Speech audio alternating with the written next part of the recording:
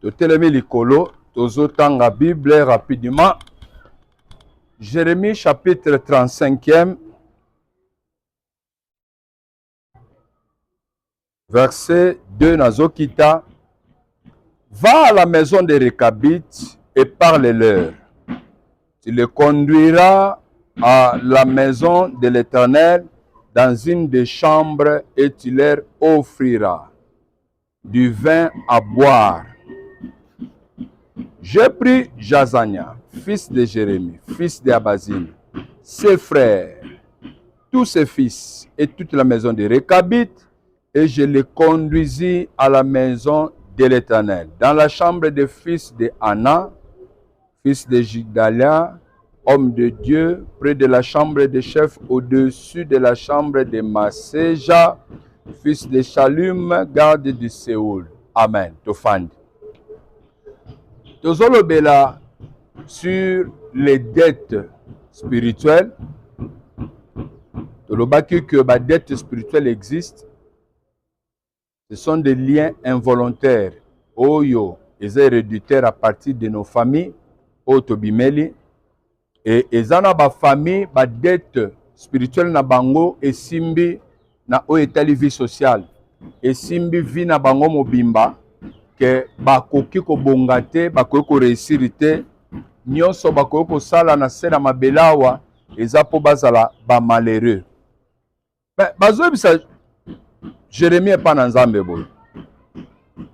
Soko tali ba Rekabito yo baza ba na nzambe. Baza ici ya Benjamin. Babimele pa ba Benjamin. C'est-à-dire Israël bazo constitué armée de l'Éternel, l'église de Dieu, bazo constitué nation moko ya bana na nzambe. C'est-à-dire mopagano zate poto beta lisolo ta musa ba nation. Boko fanda papa. Poto beta lisolo quand même ya ba nation, to lo baké ba nation le londe bazo ndimela po bakoma bana nzambe. Non, bango baza bana nzambe dans leur nature. Kobotama juif, kobotama, pardon, israélite. Parce que quand je dis juif, c'est-à-dire Jida, tribu de Jida. Kobotama israélite, ils ont talisa automatiquement, baza descendant d'Abraham, c'est-à-dire ce sont des fils de Dieu. Bana ya Nzambe. Élection salema pona bango, nde sala bango bongo. Bible ezotalisa ke, bazoloba, bazwa catégorie ya batuana o bazabana na nzambe. Bazoyebisa Jérémie, même bango na église. Église, tozana esiko bato nyonso bafandaka mpona kosambe. Ozokende okuta nzambe azoloba, bazozwa bango, bazomema bango na moko ya bachambre, place baserviteur tel bazali, ainsi de suite, pour dire quoi? Baza peuple de Dieu, basali na nzambe, oyo baye pe na église, bazo salela pe nzambe, ndenge pe lelo yo za na église. Oye, oza mwana na nzambe, ondimeli, okomi pe mwana na nzambe, ozo salela l'église. Cela ne dit pas automatiquement nde délivrance ekoti na vie na yo. Non.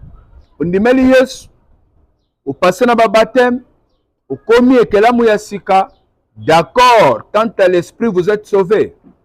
Mais quant à votre chair et le sang, la Bible témoigne ceci, que les enfants participent à la chair et au sang.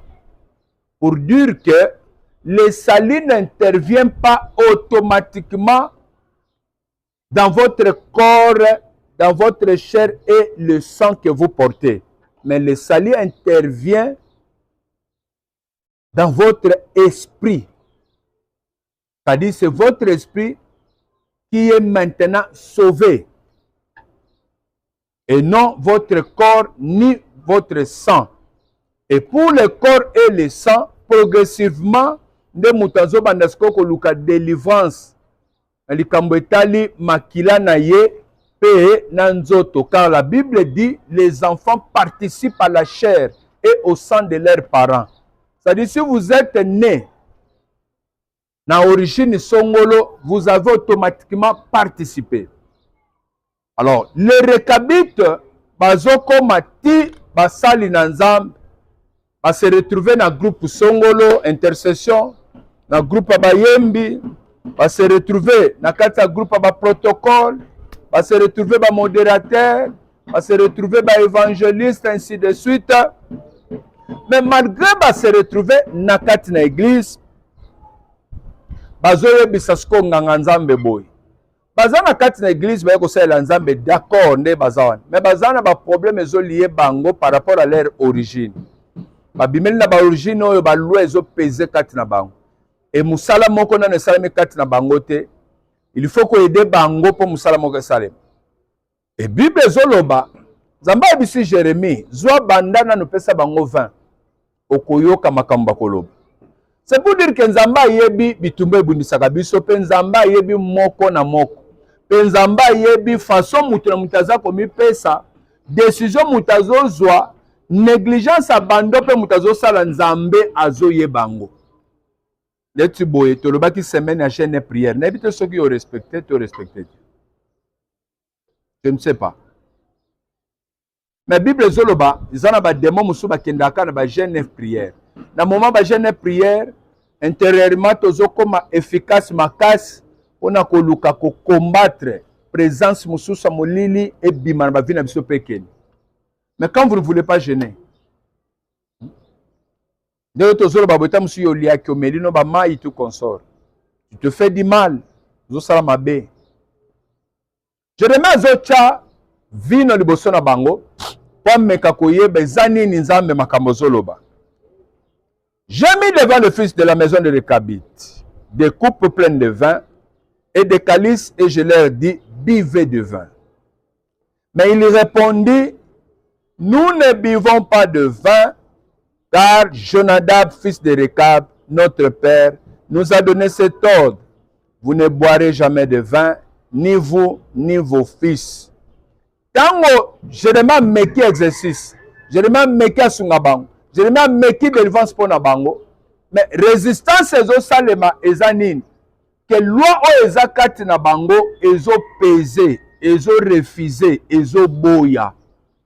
Et bango moko volontairement bazoloba te, biso to lingi te, biso to lingi to tika la kaka babola, to tonga bandaku te, to la na batante. C'est-à-dire eza na façon mutu ndenge to memeli semaine, façon ko komi kotsa na prière, nde ko ko sunga yo.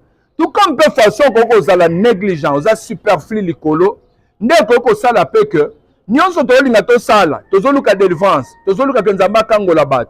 Makamba finance fonga mapela église na biso, tozo mbongo. Kamalondo za stade monene, kamalondo se kana. Bisika baliaka le fruit du pays. Banani biso tozo ya kofando, biso nde foto bonga, biso nde foto za la malamu. Tala musala construction munene na stade oyo. Eza stade. Batu bako bimisa mbongo eza biso. Batu bako sala musalo eza biso. Tozela teke basa ela biso. Donc moni tozolo batu to travailler kenzambe. Soki eza na loi moko epezaka ya pauvreté kweya ekatana. C'est pourquoi kozala indifférente et négligente que nyos tozolo bawa ozo fente biso ozo kosa tolobi jeune boyo kotite tolobi to sala bafandi boyo ozo négliger vie ya mutu te ozo négliger de vie na yo ezana ba loi musu ezo sengo se racheter na offrande ezana ba loi musu ezo senga mutu amikotisa pe na prière azo discipline alonga na distraction amikotisa na profondeur pour permettre pe ko simba ba résultat. C'est pourquoi musalo oyo même semaine prochaine ndenge nzamba ko inspirer biso il faut to kende sur na mozindo to kota sur na profondeur tozana posa ke nzamba chambongo na maboko na biso nzamba pambo l'église nzamba fongole na biso bikuke kolele longwa kati na biso to simba bikamwa na nzambe po to bana ko soutenir musalo. Malgré Jérémie alobi, malgré Jérémie alinga sala quelque chose, résistance pesa kati na bango po ekokende facilement te. Bazolo ba ke biso to bongaka te, biso to tongaka te, biso to salaka boye te, biso to kena liboso te. Ba loi ezo pese kati na bato, eke tiko facilement ozwa te. Eke tiko facilement kena liboso te. Eke tiko facilement réussir te. Ça va résister. Ça va s'opposer de vous. Ce qui va récapituler va s'opposer à quitter. Biso to connaissance pour tout le bas. Non. Je refuse ça. Situation, il faut changer. Vie à coquel il faut si là. Vie à médiocrité, il faut si là. Puis il faut réussir, to tonga bandako, to kende liboso, to simba vie à kitoko. Deutéronome to tanga kilo bezoro babu. Deutéronome to tanga kilo bezoro baboye. Dans verset 12. Lorsque tu mangeras et te rassasieras. Lorsque tu bâtiras et habiteras de belles maisons. Dans le moment où il y a Deutéronome dans le désert. Na Jérémie, après beaucoup de siècles, bango kuna barekabit, bazondi mako vivre malheur, oyo nzamba chango katite pana bango. Oyo nzamba bongisite. Mais pour ezana batu moko baleki na famille, batu moko ba démon humain, ba sorcier, bazotika ba loi moko ko condamner batu po bango basaleli ba kodia, po bango ba kotina ba loge, po bango basimbi ba kisi, po bango basalela kakindoki. Nde bazo maudire batu nyonso te mutabi misa mutu te, bakosi. Ngana yo to bimisa mutu. Nzambo asekwisi. Se ya kamalondo. Nzambo ana kotika te to échoué. Ni sekwa likole bandi na mutu. Batu nyonso makambo fo sekwa. Alléluia. Il faut li sekwe kota na mutu nyonso. Lorsque tu mangeras et te rassasieras. Lorsque tu bâtiras et habiteras de belles maisons. Lorsque tu verras multiplier ton gros et ton menu bétail. Lorsque tu vas commencer à voir biloko zana ngwe bandiko mata bandiko fuluka. Zana voiture te okomi na voiture. Okomi na voiture moko bandiko mami balé misat. Okomo soma ba taxi, okomo sala pe ba commerce, mombongo bandiko mata, ba boutique fongoli bandiko koma 2 3 4 5. Nyonso zo sale bandiko réussir. Lorsque tu verras multiplier, c'est-à-dire pour Dieu, ezate poto tika la kaka na position moko. Biso to tonga kate biso saka bote. Mais pour Nzambe, ezapo tozwa ya bofuluki. Car la parole de Dieu dit, le voleur ne vient que pour dérober, égorger et détruire. Mais le Fils de Dieu est venu afin que le bébé ait la vie. Azuka la vie pambate, mais la vie en abondance. C'est-à-dire, il faut tozwa esengo, pe ya bofuluki. Ezadika na sepeli sikoyo après natika maboko pamba na komo lela te. Na sepeli pona banda ko sepela. Lorsque tu verras multiplier ton gros et ton menu bétail. Banomona, ba faire no mikie pe ya minene bandiko kola ezo yebele, ba faire bano matezo tombama. S'augmenter ton argent et ton or. Comment que mbongo zalaki na ba compte mike compte komo yebele. Pourquoi pour nzamba bando sala ke continuer mata pe makamba ba or. C'est-à-dire okuti na vie na yo likambo etali pe ko bomba ba mbongo na biloko ya valeur ba or ekomi ko mata et s'accroître tout ce qui est à toi. Okuti ke nyonso eza yo bandi kokoma ebele. Et bandiko ye belé, que dit la parole de Dieu. Prends garde que ton cœur ne s'enfle et que tu n'oublies l'Éternel ton Dieu qui t'a fait sortir du pays d'Égypte, de la maison de la servitude. Tango komona ke bandiko simbe zo réussir ke bobo sana nzambe. Nzambe wap, nzambe alongoli yo na Égypte na ndaku ya bowumbu. Ya boumbu ya esclavage, c'est-à-dire nzambo akangoli yo katikati na prison zalaki nango. Bisika zaki ke bato ko sima mbongo te, bato ko soma biloka mukili te, bato ko mata te, bato ko bala te, bato ko fongola ba maison pete. Tango zomone bando réussir bando kele liboso, kebo bosa na nzambo alongoli yo na boumbu. Problème nzambe zakaka, ko bongano ezo swa nzambe te. Kobongana yo eza valeur oyo ezopesa pa nzambe. eza kopesa nzambe lokumu ke asambelaka mpe nzambe azovisite ye.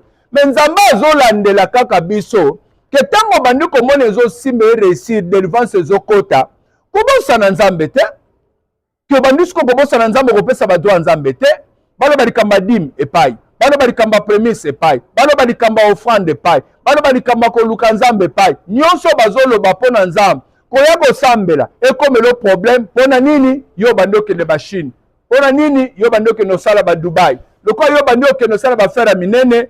Ta ya église eza lisusu te, c'est ça kobosana nzambe. Ta ya koluka nzambe eza lisusu te mpo yo oza chef, c'est ça ta ya koluka nzambe. Nazala chef, nazala esclave, c'est-à-dire moto oyo asalaka quelque part, c'est ça ce que j'ai dit esclave. Oza huissier, ato oza mokonzi. Biso nyonso na bagrade toza nango, tozalaka na posa nzambe toujours po aza tata na biso atambola na biso. Elingi koloba te mpo naza huissier nde fo na néglige nzambe ke atienga na se. Mpo na komi chef mokonzi nde fo na néglige. Tika koyeba ke force ya église eleki prière ya yo moko.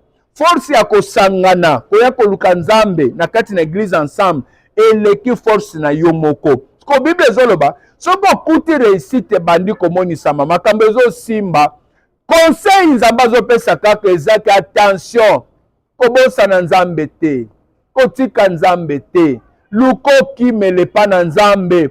Pourquoi kimele pa na nzambe? Po ato zwi ato bongi. Bible ezoloba na Genèse chapitre 9. Aussi c'est la wana on a okima lumière. Genèse chapitre 9e verset 27. Que Dieu étende les possessions de Japheth,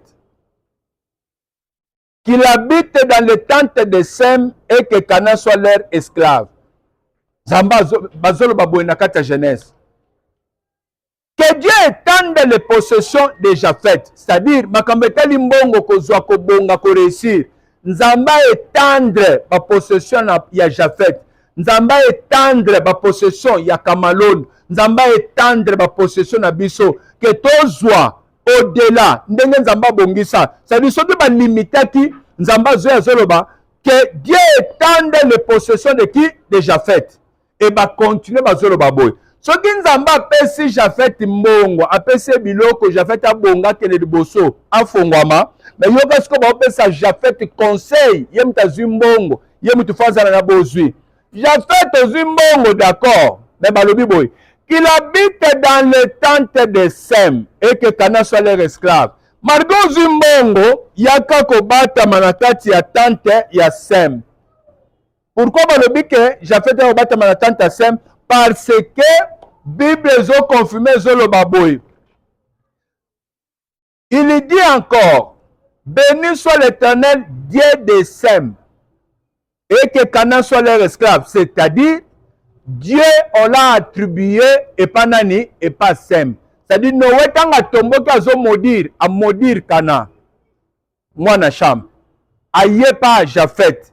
Azu Japheth a péché mbong. Albi, Nzamba étendre ma possession à Japheth. Japheth a bonga na makamba bozui.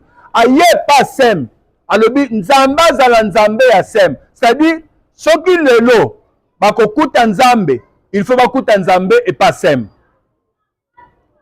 Alors lokola Sem nde aza na nzambe, nzambe nde mutazo étendre ba possession ya Japheth, que Japheth aza na bozui makambo ebele, ba yebisu ko Japheth. Yo yaka ko batama et pas Sem. Pourquoi? Pour Sem nde aza na bonzambe. C'est pour dire quoi? Ato zio bongi. Yaka ko batamaka et pas ya Sem. Sem c'est l'église. Sem c'est l'église. Bisika bazo kambabino. Bisika passer na bino azali. Place nzambe azali. Na bozwi na yo. Na ndengo zo bonga. Il faut kimelaka na kati na église. Koya ko batama. Koya ko zwaka protection. Pourquoi? Na bozwi ya motu. Babandi pe bako kotela wa boma yo. Na bozwi na yo. Bako chelo pe poison. Soki nzamba boyi liwa wana okokufa te. Mais protection na bazwa kango tango zoya kobata me pas Sem. Ozoya ka kozwa protection ya biloko na yo. Ndozo ka Satan azoloba. Apo pamboli Job yango azodondwa. Lokolo pese biloko ebele yango azosala boy. Pourquoi? Parce que meka kende kobebisa azwi place ya kobebisa te. Mpona nini? Job abatamaki epasem, abatamaki na église, à tout moment na présence en Nzambe, à tout moment va offrande de Nzambe. Et c'était difficile pour Satana aya ko toucher vie na ye. Nzambe akopambola biso, mais Nzambe azobanga te, azokebisa nde biso. Attention, boki mele pas Jafet, bosa na église te, botika nga te ata soki bokobonga. Bobosa na nga te, bozala toujours na nga, po nga nde mutu na pesi bino, nga nde peka muna kobatela bino. Soki na bateli te, bao bazobatela bazosala musala ya pamba. Telema likolo toyebisa Nzambe maloba. Ayebi ke toza ya kolemba. Papa, bolembi Bolembi, fatigué.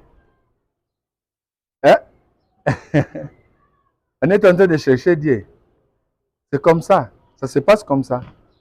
Faisons ça la prière. Tozoyebisa Nzambe maloba. Zamba sopangoya na ye na pokwa lelo.